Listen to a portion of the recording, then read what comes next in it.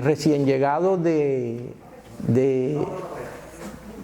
México, porque él estudió su pregrado, posgrado y doctorado en México, en física, y más sobre todo en estas peleas que estamos dando sobre la física cuántica.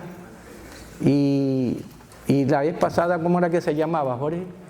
El bosón de Higgs. El bosón de Higgs. ¿Se acuerda que hubo una vez una polémica grande sobre ese bosón de Higgs?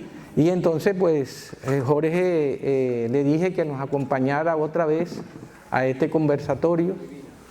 No dudó un segundo, digo, de lo que más te guste. Dice, bueno, aquí estoy ahora con la mecánica cuántica, la mecánica ondulatoria.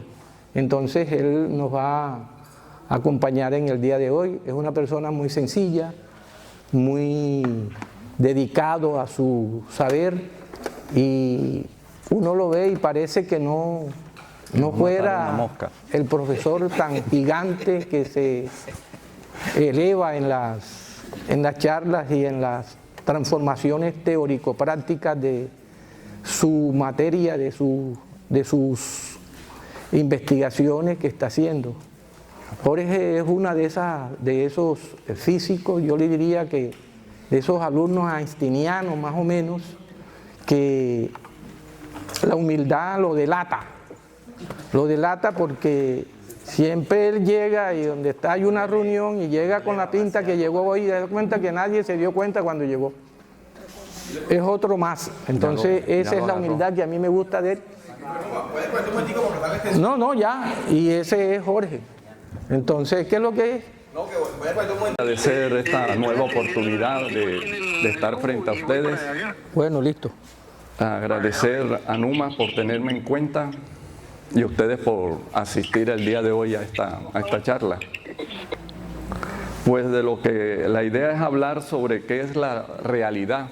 Ya viene, está en el y es una pregunta muy difícil de responder. Hasta el día de hoy siguen los intensos debates sobre qué es lo real.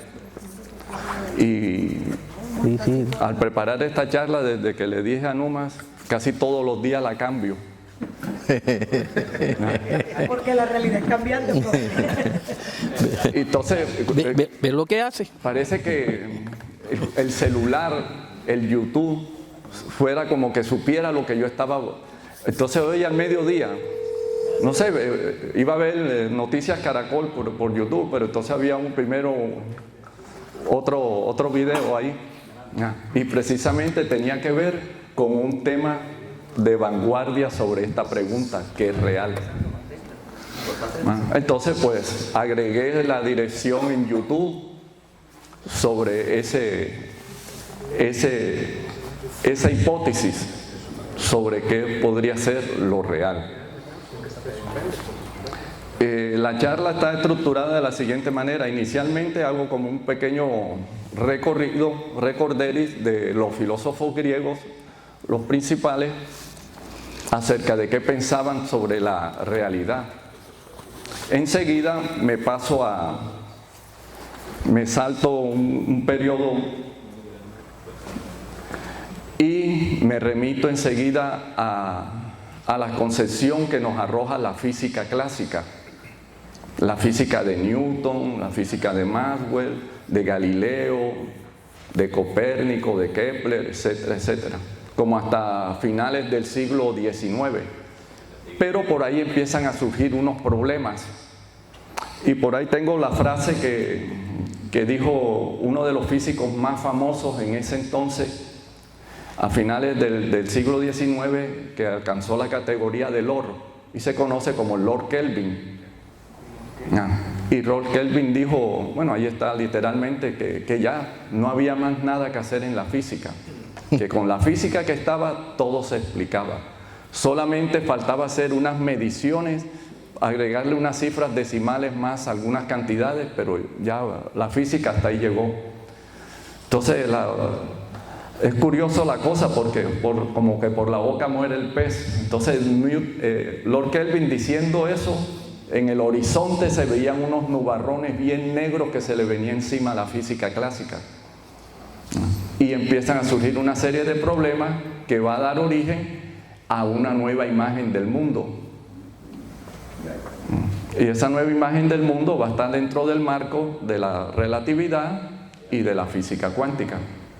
Y esa a su vez va a dar pie a unas nuevas teorías, como son las partículas elementales, las teorías de campo, la física del estado sólido, etcétera, etcétera, etcétera. Y ya por ahí pues pondré algunos problemas abiertos que se mantienen al día de hoy. Y por último pondré dos referencias bibliográficas. Una referencia bibliográfica se encuentra el PDF en la red, es muy accesible y es curioso porque es un físico que está trabajando en la frontera del conocimiento. Está trabajando en un problema que también lo voy a mencionar ahí. Y él ha escrito varios libros de manera divulgativa y tiene un libro dedicado al primer físico. Al primer físico, y no fue Galileo. Y él en el prólogo explica por qué está haciendo todo ese recorderis de los pensadores griegos para poder atacar este problema de frontera que él se está enfrentando. Y hay otro libro, es más técnico, que se llama El Camino de la Realidad, o El Camino hacia la Realidad, de Roger Penrose, que ganó el premio Nobel no hace un par de años atrás. Ese libro no sé si existe en PDF, vale como 60,000 pesos ahí en la Librería Nacional, es así, gruesote. Yo digo que trae como 5,000 páginas y la letra es chiquita.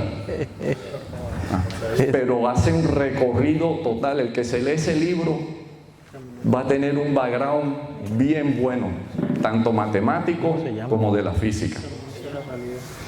Ya se lo voy a comprar ahora. Sí, ahí al final está. No, yo creo que entonces, hay que tenerlo. tenemos una serie de concepciones de la realidad heredadas de la filosofía griega, y como ustedes sabrán mejor que yo, parte de todo esto se inicia en la zona de Mileto con Tales. Y para Tales, el agua es el principio de todas las cosas.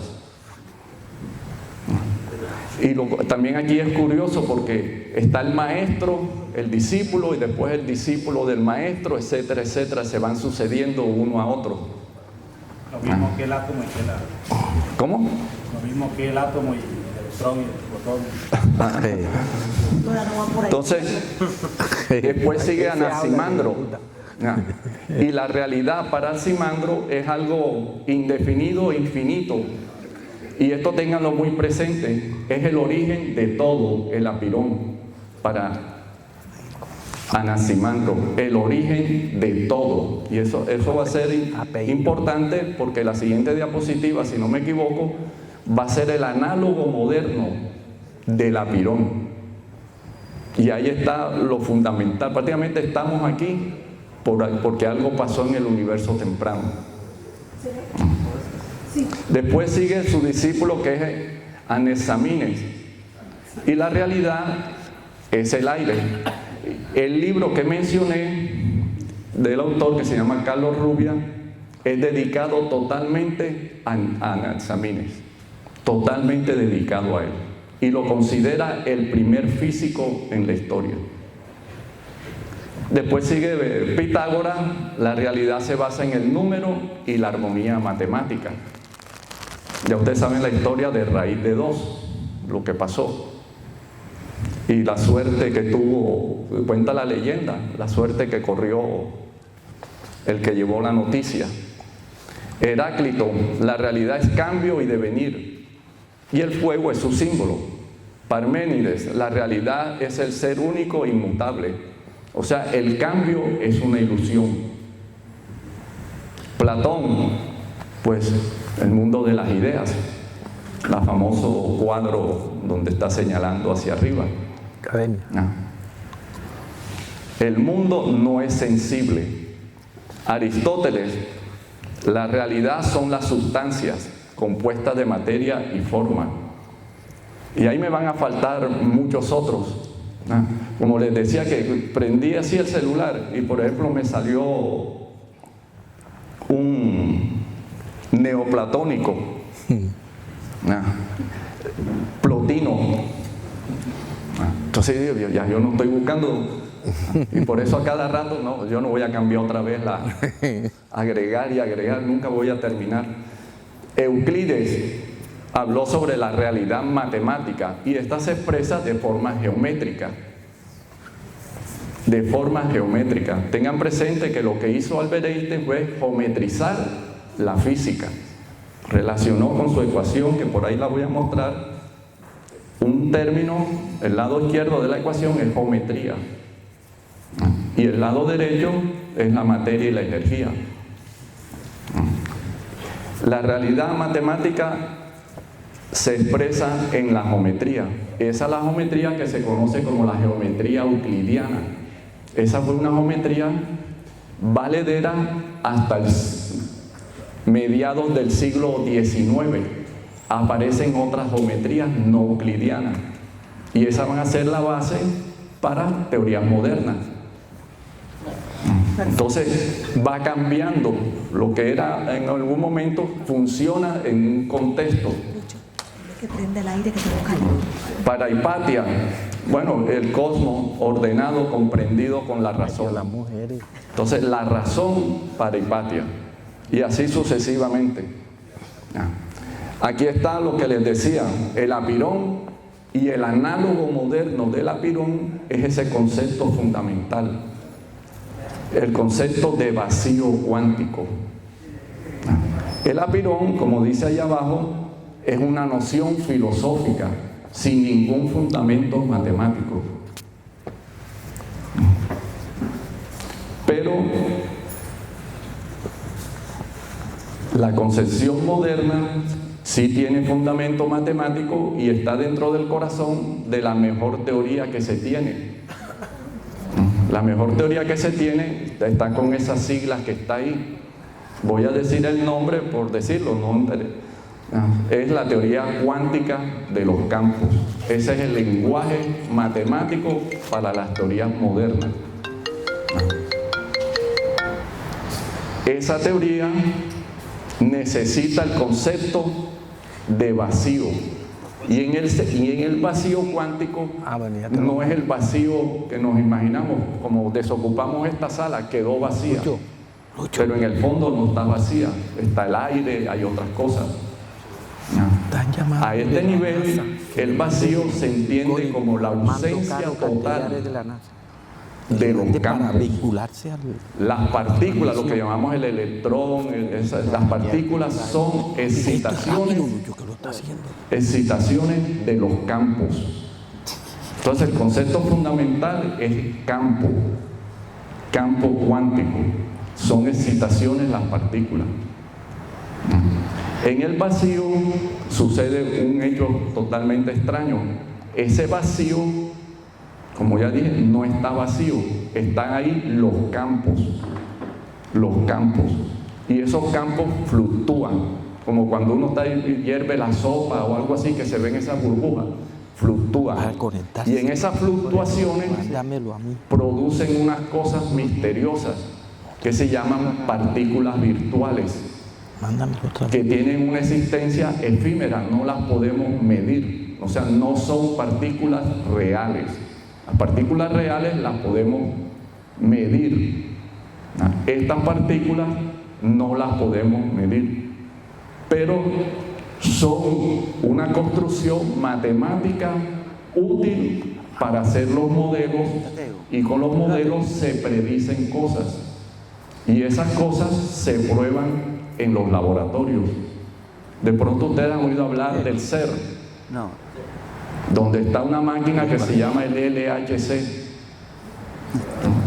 Entonces ahí se hacen estos experimentos y se comprueban. Y entonces para hacer algunos cálculos se necesitan las partículas virtuales. En el mundo Cuántico no es como en el mundo clásico. En el mundo clásico jugamos con bolas de billar. No, dile que se que ¿Verdad? Usted le pega el billar con el taco el link está allí. y las bolas, hay un contacto directo entre las bolas. Hay un choque directo. En el mundo cuántico eso no existe. Entonces viene un electrón con otro electrón y no chocan así. Entre ellos se intercambian algo. Eso que se intercambia es una partícula virtual. Eso que estoy medio dibujando, eso se lo imaginó, dicen que como el último gran físico que tenía una visión global de la física, que se llamó Richard Feynman.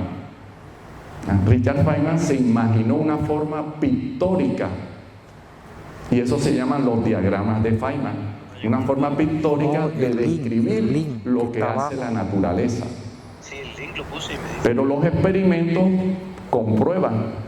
Entonces, sigue la pregunta. O sea, la pregunta siempre está: ¿qué es lo real ahí? Bueno, después volveré más sobre esto. Esos efectos tienen existencia, no es una cuestión abstracta teórica, porque tiene efectos medibles. El primer efecto medible se llama el efecto Casimir. El efecto Casimir. Por allá en el 48, Casimir y otros señores propusieron ese efecto y propusieron el experimento para comprobarlo. Que en el vacío no es vacío, hay energía.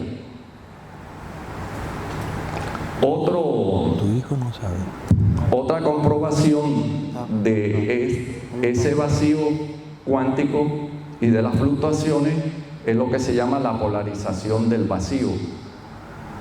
La polarización del vacío. Y eso fue observado en 1997 en una máquina en Japón por primera vez.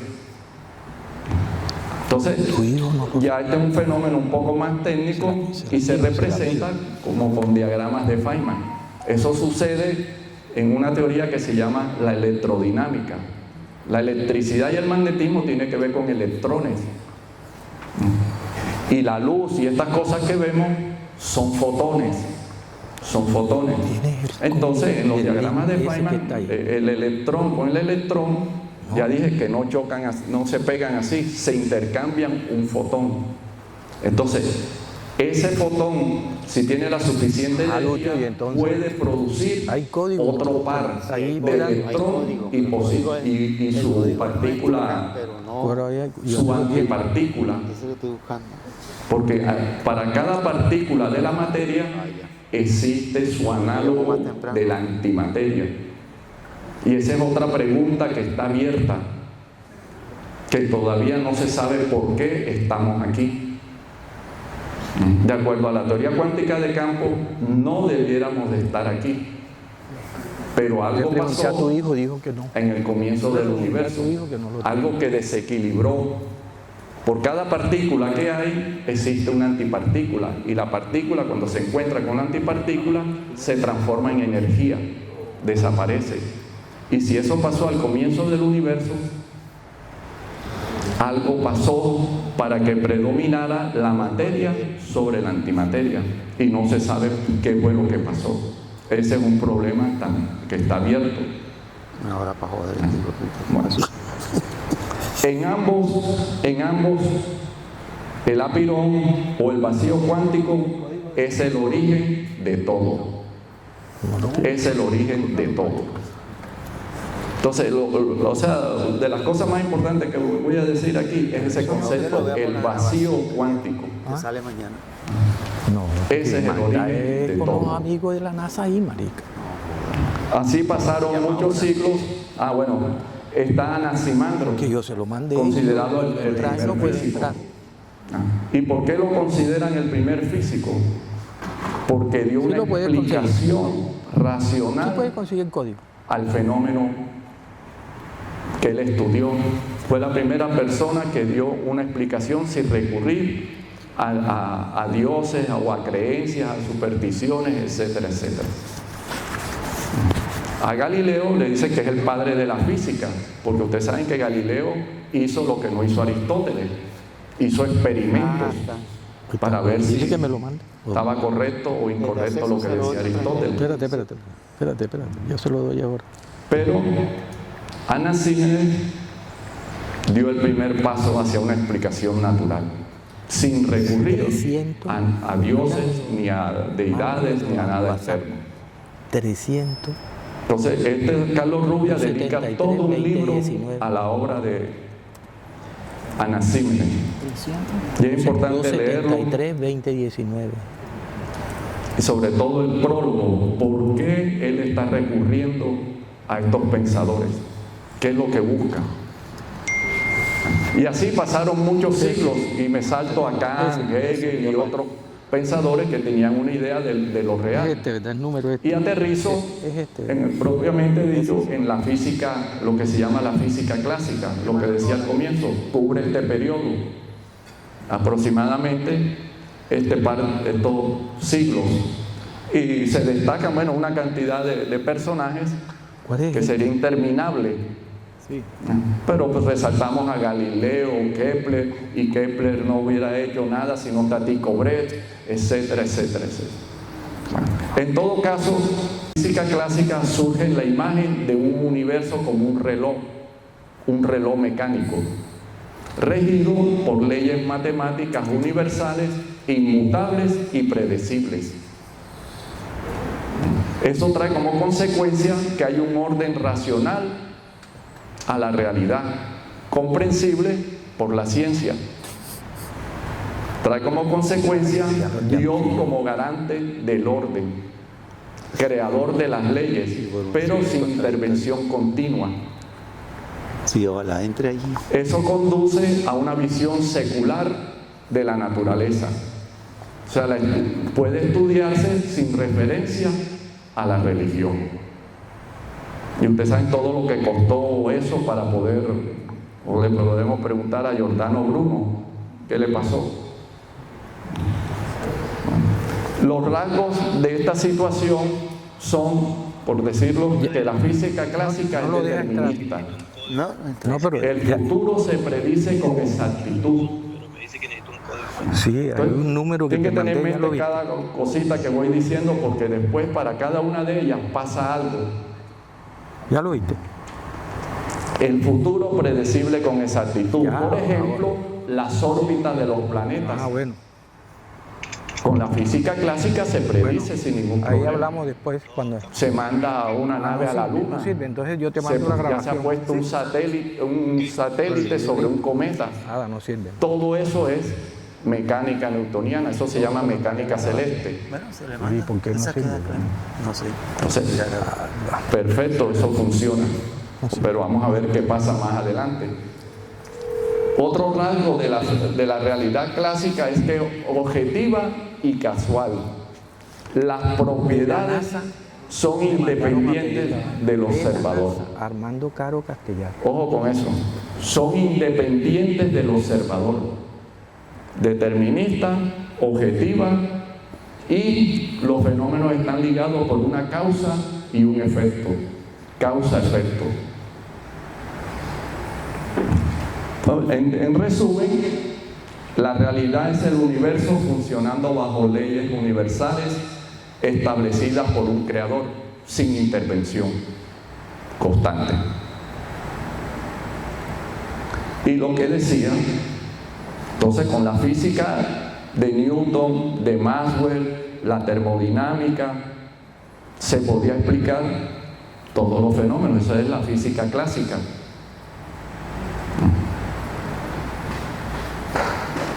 Ya no queda nada nuevo que descubrir en física. Lo único que falta es lograr mediciones cada vez más precisas. Decía la eminencia Lord Kelvin. Ya entró. Yo me imagino que en ese entonces, pues, un papá oyendo eso decía, no, tú que vas a estudiar física. Si ahí ya no hay nada que hacer.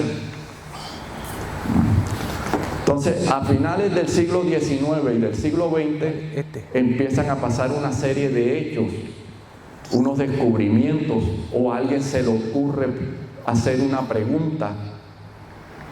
Entonces, esas pequeñas cositas, que son los pequeños nubarrones en el horizonte, no van a tener respuesta. Uno de esos grandes problemas es ese que está ahí, la imposibilidad de detectar el movimiento de la Tierra respecto al famoso éter. Reviven el concepto de éter, le dan otras propiedades para que por el éter se puedan propagar las ondas electromagnéticas, o sea, la luz que viene de las estrellas. Porque en ese entonces las únicas ondas que ellos conocían eran las ondas mecánicas o este tipo de ondas, que necesitan un medio para propagarse. Entonces, bueno, y la luz que viene de las lunas, del sol y de las estrellas, ¿por dónde se están propagando? ¿Qué medio hay allá afuera? Entonces propusieron, le llamaron el éter y le dieron ciertas propiedades. Y se monta un experimento para ver si el éter existe. Y si el éter existiera, se constituyera como en un sistema de referencia universal. Pero ya sabemos que el experimento de Michelson y Morley, que fue un experimento famoso, no dio con el éter. Entonces ahí ya hay un fracaso de la física clásica.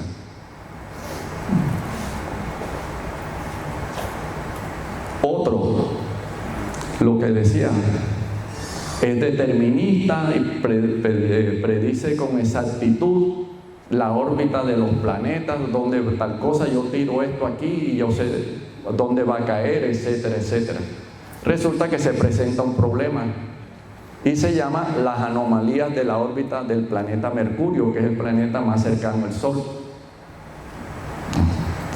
El problema tiene que ver con el perihelio. El planeta está en el perihelio, que es el punto cuando están más cerca del Sol. Y resulta que cuando está más cerca del Sol, la órbita del planeta hace ese movimiento de precisión, como el trompo.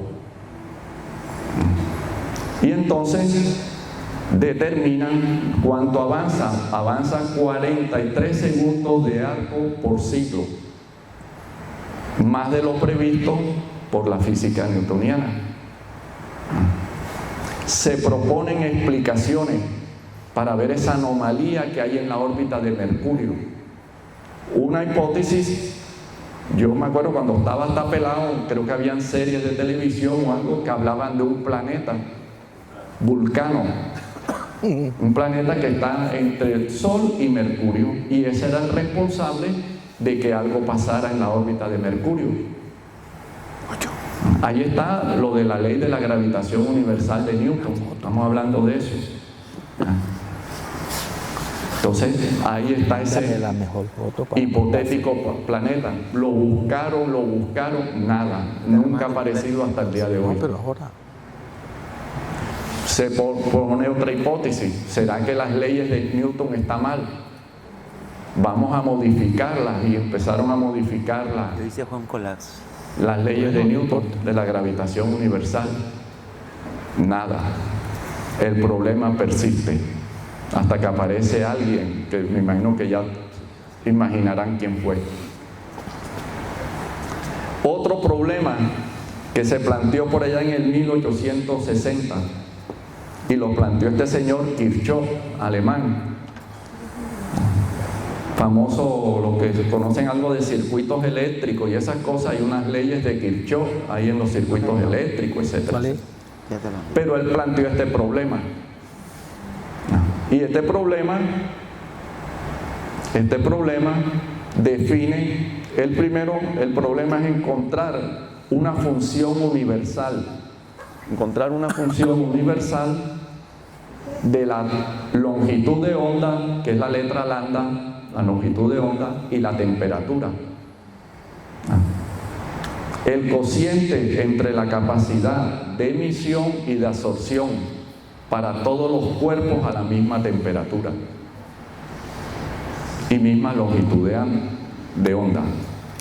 Esa es igual a una función universal, independiente del material. Entonces propone ese problema, encontrar cuál es esa función.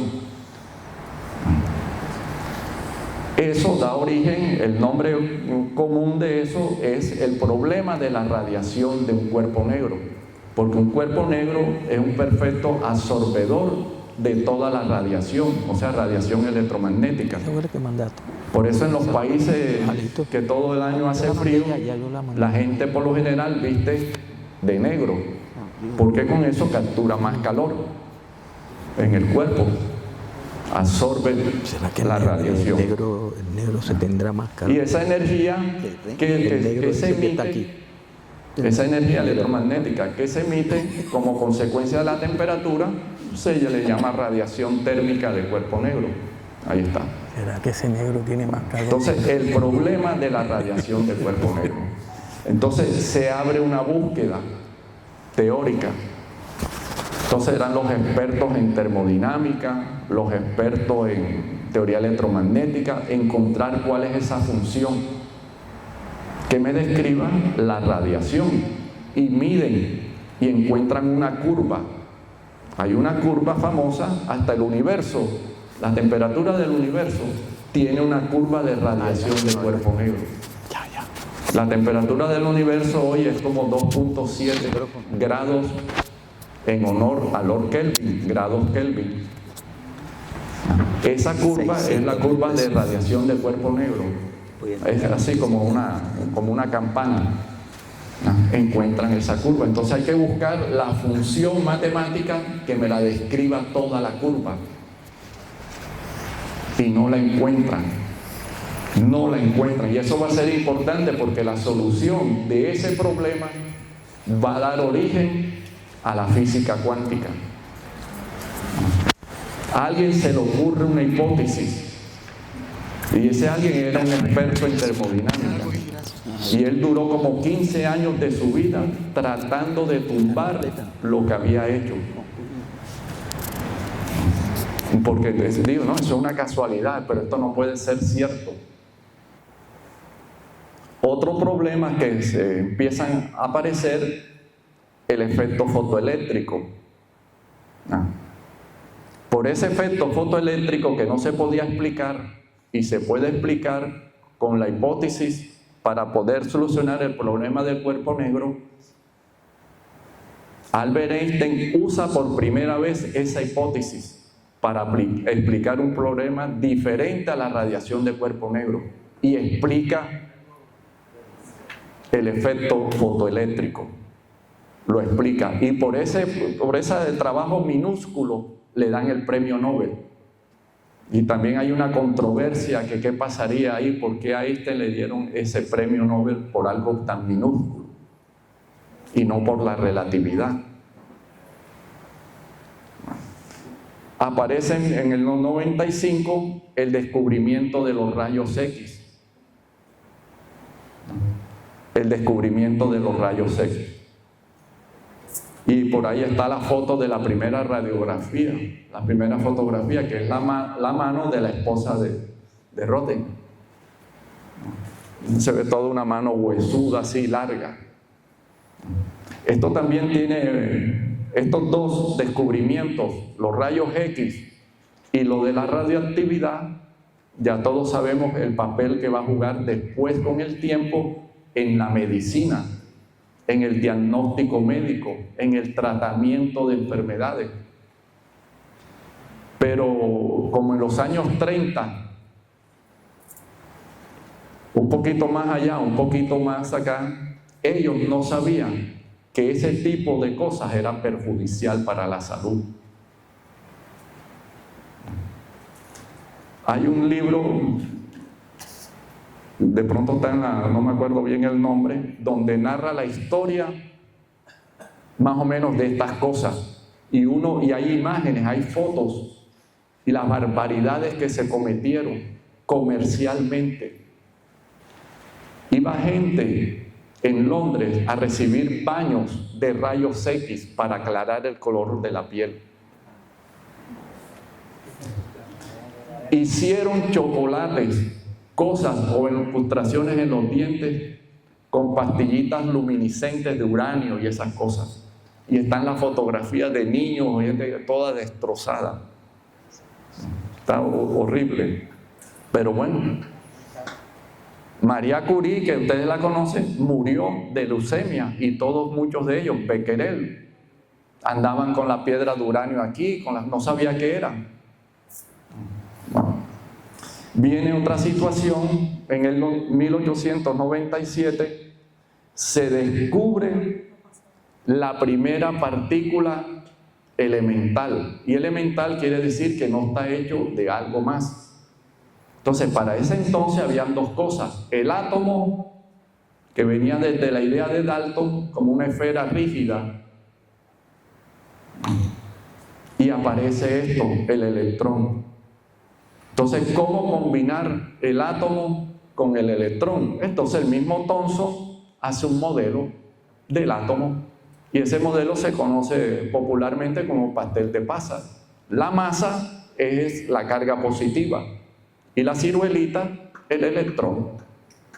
Entonces, ese problema prácticamente enseguida fracasa, no puede explicar una serie de hechos. Enseguida, años más tarde, aparece Rutherford, que fue uno de los grandes físicos experimentales. Con Rutherford nace la física nuclear, porque Rutherford clasifica la radiación de la radioactividad, la clasifica en tres: rayos alfa, beta y gamma. La gamma es la radiación más peligrosa, es más penetrante. La alfa se puede detener con una hoja de papel, y la beta son los electrones. Rutherford hace un modelo,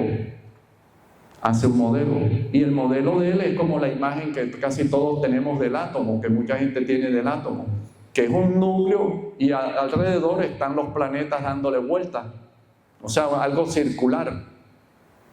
Pero ese modelo de Rutherford enseguida fracasa. Ese fracaso dio pie a que apareciera Niels Bohr. ¿Por qué fracasa el modelo de Rutherford? Porque se sabía de Maxwell, de la electrodinámica, que las cargas, las partículas cargadas, cuando se aceleran, emiten radiación, o sea, pierden energía. Y como el electrón está dando vuelta, va perdiendo energía, y a medida que pasa, es como del orden de 10 a la menos 8 segundos. Enseguida hace una espiral y choca con el núcleo. Por lo tanto, ¿cómo es el átomo? Inestable. Si eso fuera real, no estaríamos dando esta charla. Entonces, en el universo temprano, cuando se formaron los primeros átomos, no se hubieran formado en este universo. Quién sabe en otro qué habrá pasado. Bueno. Y entonces aparece Rutherford, etcétera, etcétera. Bueno, unas características de la nueva física, para ir rápido. Entonces, la nueva física es la relatividad especial, en primera instancia, en 1905. Entonces, en la física newtoniana, en la física clásica, el espacio era una cosa por acá y el tiempo otra cosa, o sea, son absolutos. Espacio por acá y el tiempo por acá. En la nueva teoría, en la relatividad especial, es un solo ente. O sea, nosotros vivimos en un espacio cuatridimensional. O sea, 3 dimensiones espaciales y una temporal. Y la geometría de ese universo es plana, es como euclidiana, plana. En el 15 aparece la relatividad general. O sea, otra forma de explicar qué es eso de la gravedad. Y entonces, para la gravedad es causada por la curvatura. Entonces, ya no es plano, sino que ahora hay curvatura. Y ahí es donde entran las otras geometrías no euclidianas. Entonces, el espacio y el tiempo se curvan. ¿Por causa de quién? De la energía y de la materia. Eso está ejemplificado aquí en esta ecuación, lo que yo decía al comienzo. El lado izquierdo es la geometría. El lado derecho es la materia y la energía. Ahí en esas cantidades que se llaman tensores. Con esa hipótesis explica totalmente la curva. Y a partir de ahí, por más que él buscó, no pudo echar atrás lo que había hecho. Entonces ahí nace la física cuántica. Ahora estamos en el año 1925, se celebran 100 años de que Heisenberg, que era estudiante, le presenta a Max Born, le asignan un problema y él empieza a estudiarlo, se asesora con Born y nada, no dan cómo explicar algo sobre las líneas de transición, la espectroscopía de unas cosas. Y él recurre, Born creo que lo manda a una conferencia de matemática. Y en esa conferencia están usando una herramienta matemática que no era familiar para los físicos, no se enseñaba a los físicos. Esa herramienta es lo que se llama el álgebra de matrices. El álgebra de matrices. Cuando él ve eso, como no sé qué pasa en el cerebro de ellos, se iluminó. Así pasó con Einstein. Einstein no tenía el lenguaje para su teoría. Cuando alguien le dijo, mira, lo que tú necesitas es esto. Por eso él, cuando era estudiante, no iba a las clases. Y en las clases había un curso de esa geometría. Pero él andaba la mente en otro lado o detrás de Mileva o no sé de quién. Y entonces cuando le dicen que lo que él necesita es ese lenguaje, sale corriendo a buscar a su compañero de estudio Grossman, que le enseñe. Y entonces pasa algo parecido con Heisenberg. Heisenberg regresa a Alemania, en Göttingen, y le muestra a Max Born. Ahí están Niels Bohr y Max Born. Max Born tenía más formación matemática, porque en esa misma universidad estaba el gran David Hilbert. Y ellos a veces consultaban con Hilbert. ¿Ya? Entonces le lleva la situación. Y como Max Born ve y tenía más noción, dice, claro, esto. Y enseguida van donde Hilbert. Y efectivamente. Y ahí sale la primera formulación de la mecánica cuántica que se celebran 100 años ahora, que lo declaró la UNESCO. Puse el 26 porque el otro año también seguro se va a celebrar una de la ecuación más famosa, una de las ecuaciones más famosas de la mecánica cuántica, porque la matriz es un poco complicado. Pero vino otra persona, hizo la mecánica cuántica en un lenguaje más familiar a los físicos, que es el de las ecuaciones diferenciales. Y esa es la ecuación de Schrödinger, que la saca en el 26. Después Dirac demuestra que tanto la una como la otra conducen a los mismos resultados, son equivalentes. Y de ahí, bueno, ya quién para a la cuántica. Entonces aquí están unas imágenes de algunas características principales. Ahí está lo que introdujo Einstein para explicar el efecto fotoeléctrico, casi igualito a lo de Planck. Ahí está lo que utiliza Bohr para explicar la estabilidad de las órbitas, porque la órbita del electrón en el modelo de Rutherford no es estable. Después de tantos segundos, colapsa. Entonces, Bohr hace un modelo y ahí está, y vean que otra vez aparece la H, ahí está la H. Pero el modelo de Bohr tiene problemas, porque el modelo de Bohr solamente sirve para átomos de un solo electrón, y la naturaleza no tiene un electrón, el helio, el litio, etcétera, etcétera, tiene muchos electrones. Entonces, cada vez que sea algo como que describe, entre comillas, que es un átomo, fracasa. Entonces viene la nueva imagen con la mecánica cuántica, con la ecuación de Schrödinger, ya se estudia átomos de todos los electrones, etcétera, etcétera. Bueno, ahí está la relación de de Broglie, que va a ser muy importante por la naturaleza cuántica de las cosas. Algo que de pronto han oído que tiene como que está entre ser y no ser, to be, no to be, o sea, que es partícula o es electrón. Entonces uno dice, bueno, ¿por qué en el mundo aquí cotidiano no veo que esto es una onda? Entonces esa relación es importante y la letra P se llama el momento lineal, que está relacionado con la velocidad. Y entonces eso hace que la longitud de onda sea muy grande o muy pequeña. Y si es tan pequeña, no se puede medir. Y por eso no se ven los efectos ondulatorios en el mundo macroscópico. Y ahí está la ecuación de Schrödinger y otra vez tiene la H. Y la ecuación de Schrödinger, la cantidad importante, es una ecuación para describir el estado en que se encuentra un sistema cuántico como el electrón o cualquier otro ente cuántico. Y la cantidad que lo caracteriza se llama la función de onda. La función de onda, con la letra phi, ahí está.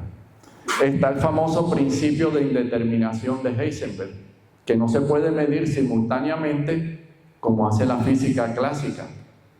Yo puedo decir la posición y la velocidad de cualquier objeto. Ya aquí no, si preciso una, la otra se me indetermina.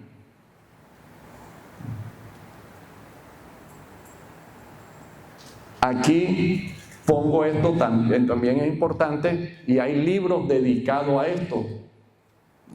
Y eso tiene que ver con algo, si no me equivoco, con el principio antrópico.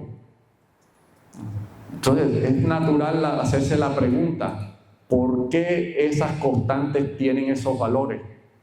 ¿Por qué? Y no otros. Esas son dos constantes fundamentales de la naturaleza. La H, que caracteriza el mundo de lo pequeño, y la C, el mundo de las grandes velocidades. ¿Por qué tienen esos valores y no otros?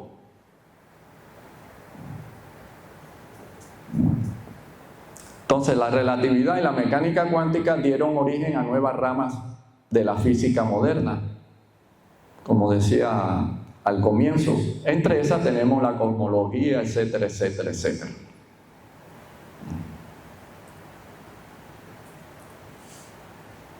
Entonces, ¿qué es real en la nueva física? Si la nueva física ya no es determinista, y ahora aquí sí, el observar el fenómeno afecta la medición. Entonces un problema grande de la nueva física, en particular de la física cuántica, es qué es medir. Porque cuando uno mide, interacciona. Pero ¿cómo se hace acá? En este mundo. Entonces, aquí hay una palabrita importante, que los objetos en el mundo cuántico, antes de ser medidos, se encuentran puede estar en cualquier estado, cualquiera, como un abanico de posibilidades. Eso se llama superposición. Hay un abanico de posibilidades antes de medir.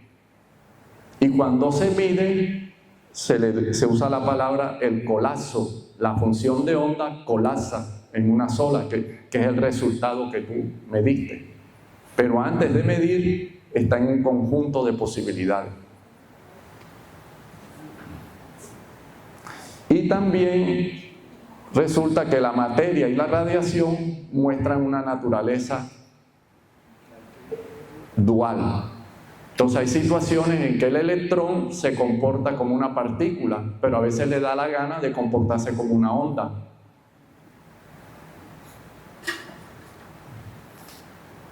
Otra característica de esta nueva realidad, que es probabilística, ya no es determinista. Entonces ahora es la probabilidad de que esté ahí. la probabilidad. 1, el máximo, 0, que no esté entre 0 y 1. Entonces el electrón, lo que sea, está aquí, o está ahí, o está acá. Bueno. Entonces esto tiene una serie de problemas. Y yo había unas diapositivas de las interpretaciones, yo las quité, y hay muchas interpretaciones a estos fenómenos. Hay un experimento importante en la física, hay dos en esta física cuántica, de pronto han oído. Uno es el del gato de Schrödinger, que el gato puede estar vivo o puede estar muerto. Entonces, si está vivo o muerto, esa es como la superposición de los estados. No se sabe si está vivo o muerto. ¿Cómo sabes si está vivo o muerto? Tienes que abrir el sistema. Y cuando lo abres, ya te das cuenta si está vivo o está muerto, con la sola función de onda. Pero antes no sabe. Entonces el observador ya va a jugar un papel importante. Entonces aquí está este famoso experimento, que es también el de la doble rendija. El de la doble rendija. En la diapositiva del medio hay un cañón que va lanzando electrones uno por uno, y hay una rendija. Pues, ¿por dónde van a pasar los electrones? Por la rendija. Y entonces en la parte de atrás hay una pantalla, y entonces deja su huella. Ahí está. Se observa un patrón. Ese es un patrón de difracción. Entonces ahí está, deja ese patrón. Entonces dice el tipo, bueno, ahora por una rendija ahí va pasando, se comporta como una partícula. Ahora vamos a poner dos rendijas. Entonces pone una rendija aquí y otra rendija acá, y pone el cañón y lo lanza. Cuando lo lanza están las dos rendijas. Y resulta que del otro lado de la pantalla el patrón es el de arriba, un conjunto de franjas. O sea, se comporta ahora como una onda. Como una onda. Entonces viene el científico y dice, que si están las dos rendijas, yo quiero saber por dónde pasó. Entonces pone un detector. Y entonces viene el electrón. Sí, ahora vas a ver. Si me vas a mirar, voy a cambiar mi comportamiento, y resulta que cuando está el observador, es la última de abajo, se vuelve a comportar como partícula.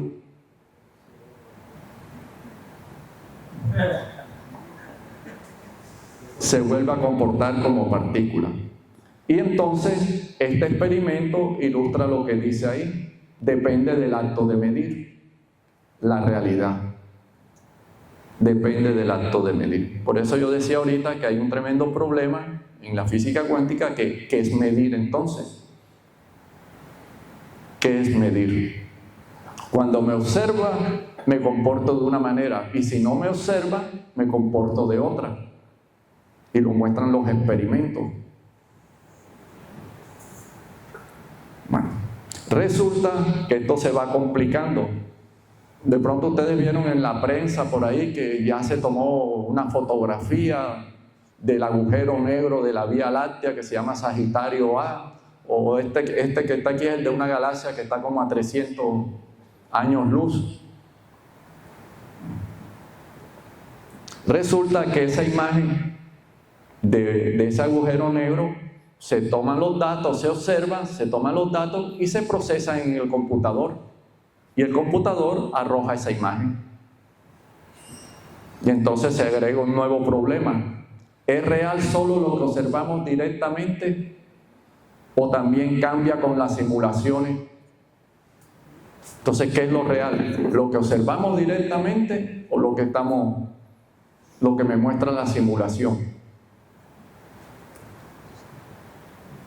Existe una serie de preguntas pendientes para el siglo XXI, cosas que decía al comienzo. Una, ¿cómo reconcilio la mecánica cuántica con la relatividad general? En ese tema, eso se llama gravedad cuántica. Ese es un tema que trabaja este señor que yo decía, Carlos Rubia. Ese es el tema de investigación de él en una de las variantes. de buscar eso. La teoría de cuerdas, que es más famosa, más popular, también es un camino. Y esto es importante tratar de lograrlo, porque si eso se entiende, se puede entender qué pasa en un agujero negro o qué pasó en el inicio del universo. Otro problema, otra pregunta, ¿qué es el tiempo? ¿Cuál es la naturaleza del tiempo? Porque yo pregunto, ¿qué es el tiempo? Pues entonces, no, el que mide el reloj, que ya se van haciendo las 8, que ya vamos a... Que te falten 5 minutos. Ese no es el tiempo, ese no es el tiempo. ¿Qué es? ¿Qué es? Bueno, otra pregunta abierta, y es lo último, lo que yo decía que me encontré, ahí está esta dirección en YouTube. El último fundamento de la realidad, de acuerdo a esta teoría, es la información. La información. La información ya en estos modelos para esta gente es como una sustancia, y de ella sale todo lo demás. Y nosotros aquí somos como un bit de esa información. Yo pienso que todas estas cosas están influenciadas o por la película Matrix. Acuérdense que por ahí está de moda, hasta el hombre más millonario sobre el planeta ya está hablando de esto. Ya está diciendo que él cree que esto es una simulación. Que esto es una simulación. ¿Qué es la función de onda? No sabemos. ¿Es un objeto real o una herramienta matemática? ¿Qué es la materia o qué es la energía oscura? Porque todo lo que vemos a nuestro alrededor y todo lo que hemos hecho es aproximadamente el 5% de lo que hay allá afuera. Y el 95%, ¿qué es? ¿Qué es el 95%? Entonces hay modelos, hay hipótesis, pero la evidencia empírica no muestra, y hay una serie de experimentos alrededor del mundo buscando qué es la materia oscura o qué es la energía oscura. Ahora tiene un poquito de tiempo nada más. Bueno, no, es la que sigue, es la última. El espacio y el tiempo, para rematar, ahora se preguntan si el espacio y el tiempo tienen estructura. Si la materia tiene estructura, ¿por qué el espacio y tiempo no tendrán estructura?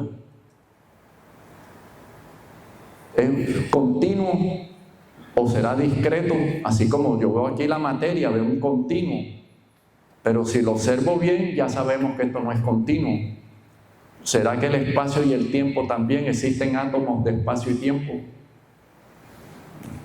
O sea, la frontera sigue abierta entre la filosofía, la matemática y la física. Y por último, ahí están los dos textos que yo decía. El de Roger Penrose, El camino a la realidad, más formal. Entonces, pero está el otro, el de Carlos Rubia. Tiene varios textos, pero este cae anillo al dedo para la charla, para tener una idea. La realidad no es lo que parece. Entonces está uno que no es tan formal, pero está el otro que entre comillas es divulgativo, entre comillas. Del resto, bueno, gracias.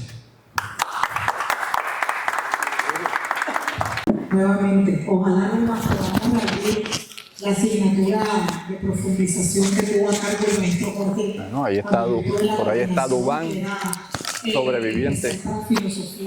Espacio, tiempo y materia. Espacio, tiempo y materia. Varias cosas. Hay una referencia que a mí me gustó. Siempre he sido una invitada a estos temas de la filosofía y la ciencia. No estoy metida de cabeza porque para uno meterse a la filosofía y la ciencia, que es científico, y entonces yo no me tomo esto tan en serio. Pero como voy de invitada, hay un documental que ya tiene varios años, debe tener unos 15 años quizás. Se llama ¿Qué rayos sabemos? En inglés tiene otro nombre, pero en español, ¿qué rayos o qué diablos sabemos? Y tiene 4 esa. y que tiene, digamos, está como muy en sintonía, porque esta pregunta de qué es la realidad o qué es lo real se ha venido, digamos, como acentuando en estos últimos años. Yo creo que en esa dinámica con la película Matrix, claro, ¿no?, que nos pone a cuestionarnos y por supuesto los resultados de la física, pero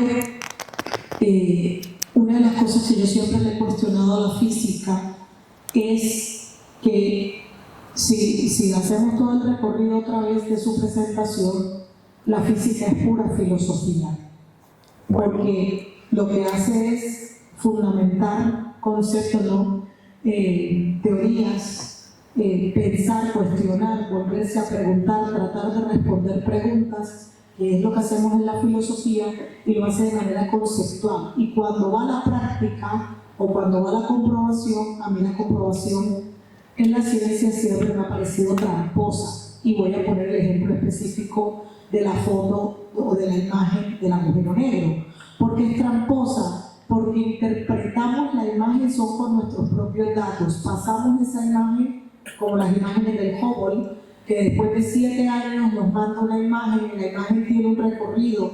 ¿Qué imagen estamos viendo? Una imagen de algo que ya desapareció, de un tiempo que ya no existe, de una imagen que viene codificada y que nosotros hemos decodificado para volverla a codificar, para presentarla y adaptarla a nuestro ojo. Entonces, ¿es realmente eso así como nos los presenta? O nosotros lo ponemos de manera tramposa, yo digo tramposa para ponerle un nombre, pero es el juego que hacemos, ¿no? 1 metro es 1 metro porque nosotros hacemos que coincidan, y por eso lo podemos homologar con otras medidas de medición, valga la redundancia.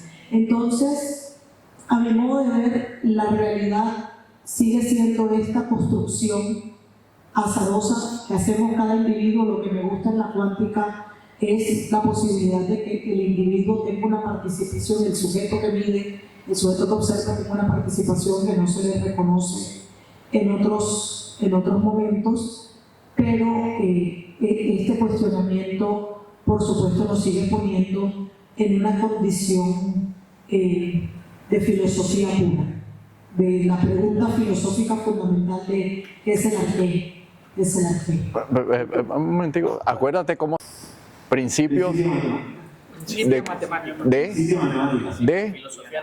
la y antes nosotros éramos filósofos naturales. Ya por allá en el siglo XVIII o XIX se adoptó el nombre de físico. Bueno, un momentico.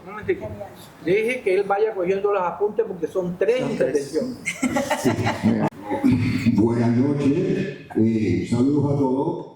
Digamos, es un tema que nos cuestiona, nos inquieta, porque nunca no podemos dejar de recordar los pasos, la base de esa física.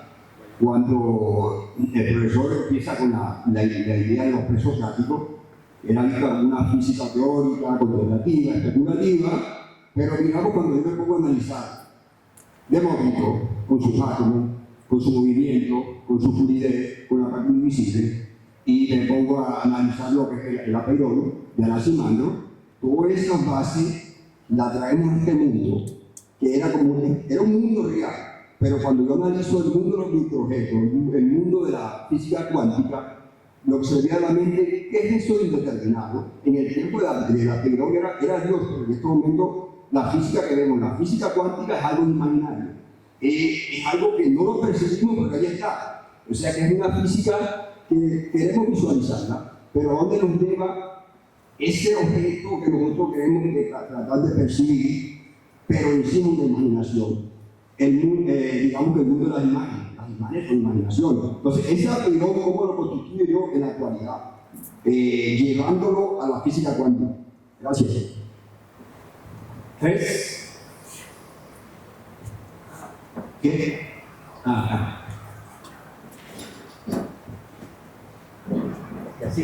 Gracias. El profesor Jorge Navarro ha mencionado 2 conceptos importantes. Uno es el concepto de campo, el otro es el concepto de fundamental. Como estos son diálogos dos áreas, filosofía y física. Quiero hacerlo más concreto y un poquito más técnico, tanto por el lado de la física como por el lado de la filosofía. Probablemente estaremos de acuerdo que el concepto de campo es fundamental en la ontología. O sea, la ontología es fundamental de la teoría cuántica de campo. Sin embargo, en teorías eficientes o en teorías efectivas, teorías de campo efectivas, no necesariamente el concepto de campo es el que se utiliza, o tampoco necesariamente el concepto de partícula. La cuestión, ¿por qué? Porque en teorías efectivas se trabajan otras escalas de energía, con otro grado de libertad, etc. Entonces, la cuestión es cómo arreglamos filosóficamente unir esos dos conceptos. Es decir, el concepto de campo o el concepto de partícula, cuál sería la relación filosófica. De modo que el concepto de partícula no quede como suelto conceptualmente. Yo tengo, primero que escuchar lo que usted me dirá, yo tengo una opinión que con las ideas de Spinoza y con las ideas de Hegel se puede hacer ese trabajo. Pero, Jorge, tiene la palabra. Bueno, la segunda pregunta no la entendí muy bien. Es que no te oía muy bien. ¿Sí me alcanza? Sí, te oigo. La Peirón, Ajá, de la... Anaximandro, de la física, ¿cómo la podríamos, digamos, relacionarla con la física cuántica, ya porque habla de los microgestos? No. O sea, la manifestación, ya como una relación de esa física de Carlos, que es la base, llevarla hoy en día a lo que es la física cuántica. No, pero ya creo que eso se mostró ahí, donde hay dos columnas, que dije que lo moderno, lo relacionado con el apirón, es el vacío cuántico. Eso es la interpretación de esa situación netamente filosófica, poniéndole matemática y siendo más sofisticado, entonces sería lo que dice ahí, el vacío cuántico. Respecto a la primera, entonces preguntaba cómo se llama el libro de Newton. Entonces, sí, yo creo que fueron los que se dedicaron a la filosofía los que se separaron. Porque acuérdate lo que dice el libro de Hawking, que creó controversia, casi la primera frase con que comienza: la filosofía, ¿a qué? Ha muerto. Entonces, me imagino que lo dirá en el sentido no sé, de los que se dedican a la filosofía, que ya no se dedican a la filosofía natural. Y los que están haciendo todas estas nuevas cosas, como mostré acá, Carlos Rubia, el mismo Penrose, el Hawking y etcétera, etcétera, están divagando, están filosofando. Y lo que vemos del pasado es porque antes existía el concepto de instantáneo.